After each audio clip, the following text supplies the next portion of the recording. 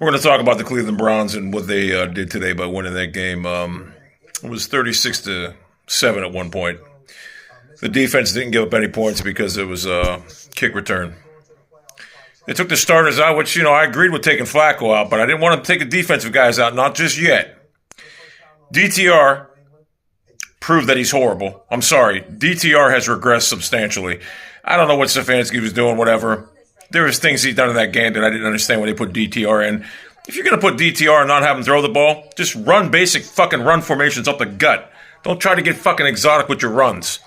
But anyway, the Texans came back and almost made me sweat a little bit. In fact, I was sweating because I'm like, we had a 29-point lead. We had to sweat out. Typical Stefanski fashion. For some reason in the first half, the whole season, we know Dustin Hopkins got the leg to kick it out of the end zone. But they have him set up returns because they think they're some kind of great return unit. Well, they're not. They gave up a touchdown. Hopkins got hurt. Borquez got hurt. So both kickers were out. We had to go for it on fourth down. You couldn't tell me on that fucking roster there's not one guy that can't kick a 30-yard fucking field goal. I'm 5 years old. I can kick a 45-yarder right fucking now. But nonetheless, Joe FLACCO looked like Tom Brady. Looked like Tom fucking Brady. And what's amazing about it is, Joe FLACCO picked up this high school offense that Stefanski runs and is running it flawlessly. Flawlessly. David Njoku's a fucking beast now with Joe FLACCO. Here's the problem. Deshaun Watson, he's never played as good as Joe FLACCO in this offense. Not one game. He had a good half against fucking Ravens. Who gives a flying fuck? One good half in 15 games. But, I don't get it. What are you going to do with Watson next year? I mean, what are we going to do? First couple games of the season when he's up and down, up and down. I mean, I think Watson's basically shot. I don't think he's any good. I think he's fucking washed up. What are you going to do? You got to sign. Listen, regardless of what happens, you have to sign FLACCO for the next year. The fact that this team went into the fucking season with DTR and PJ Walker as the backup plan is an indictment and an embarrassment on the Ivy fucking crew, the Ivy League clowns.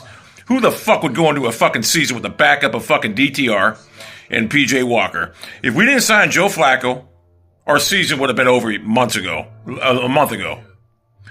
Joe Flacco's the real deal, people. He's got this offense down pat. He's accurate. Amari Cooper. Look at Amari Cooper with a real quarterback. It's amazing. So, that Seattle game that Stefanski lost us is looming large because right now we'd be 11-4 without that loss.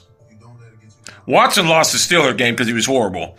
But you can call the Rams loss on Stefanski. He snowballed that game away, and the same thing with the Denver game. He snowballed that game away. But the Seattle loss was the hardest one to swallow because we should have won that game. We'd be 11-4 right now with a chance to have home field advantage throughout the playoffs. That's why people in this Browns fan base don't give a fuck or they don't understand when I talk about I hate Stefanski because the motherfucker gave away, I say, at least 3 games. But that Seattle game was definitely given away. And that's the difference between having home field advantage and being on the road. Now, that being said, I'm not concerned about going on the road to face any team in the playoffs. And I'm going to tell you why. The defense, everyone thought it was not good on the road. Well, if you look at our defense when we played at home, how much better it is at home than on the road, look at the quarterbacks that we played on the road and at home. The quarterbacks we played were horrible. Today was another case. Horrible quarterback. In the playoffs, those quarterbacks are going to be a lot better. But here's the thing.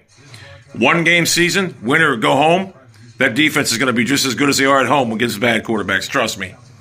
I know you're going to say, Brock Purdy it was a rainstorm. He was missing Deebo Samuel and Christian McCaffrey before half. He got injured, whatever. So, but and plus Stefanski tried giving that game away too. Boy, oh my God, don't even get me started with that. He tried giving the Colts game away too. But I'm confident with Joe FLACCO in this defense in the playoffs that we could beat any fucking team. I'm not worried one bit. The only weak spot we got is Kevin Stefanski's play calling. He's so predictable. Every first down, I think we ran 12 out of 13 first downs, if I'm not mistaken, before FLACCO got taken out. Maybe it's 10 out of 11, I don't know, but he's so predictable. But Joe Flacco's making him look good. And the fact that Joe FLACCO wasn't on this roster in training camp or 8-9 weeks ago is a fucking indictment on how bad this Ivy League crew is. And a lot of people say, you should just enjoy it. It's kind of hard to enjoy something, even though I am, when you know it could be better.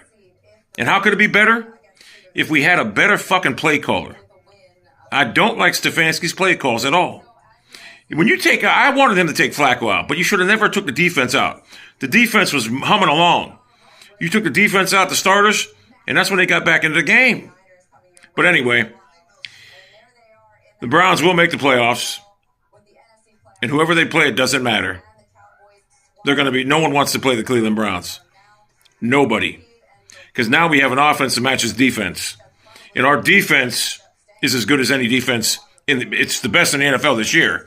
But you look at all the injuries we had defensively. And Jim Schwartz just plugs guys in, and we don't miss a beat. Grant Delpit to be back by then. Thornhill, maybe he'll be back. I mean, what the fuck's up with him? But, yeah, I'm pretty pumped up. I am enjoying the ride. I just wish the ride would be a lot smoother, if you know what I mean. Like I say, I have no problem with Stefanski being the head coach, even though I don't like him. As far as a play caller go, he's terrible. If he gave up play calling, this team would be so much better. What do you think Alex Van Pelt's paid for? What do you think he did in Green Bay? He should be a play caller. I think Aaron Rodgers said he was the best play caller he ever had, if I'm not mistaken. I just don't know why Stefanski has to do it, because he's not good at it.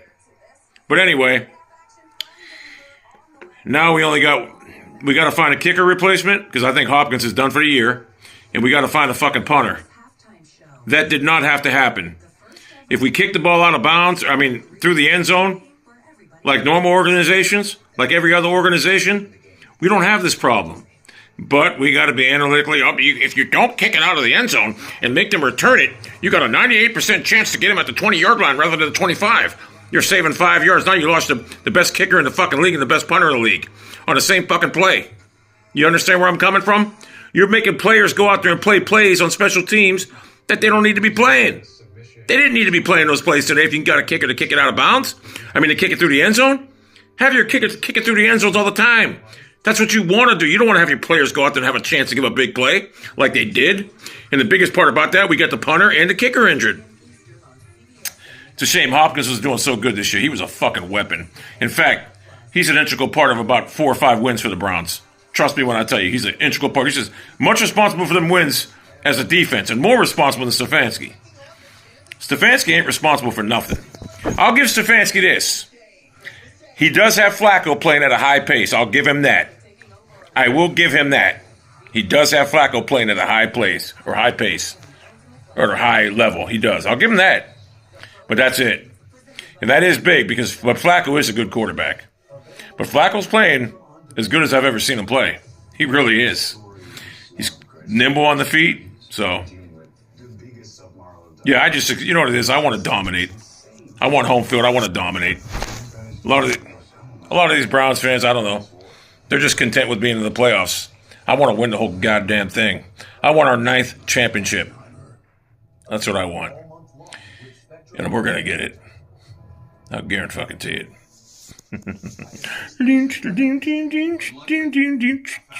Anyway, you'll dance for me, and there's nothing you can do about it, Browns fans.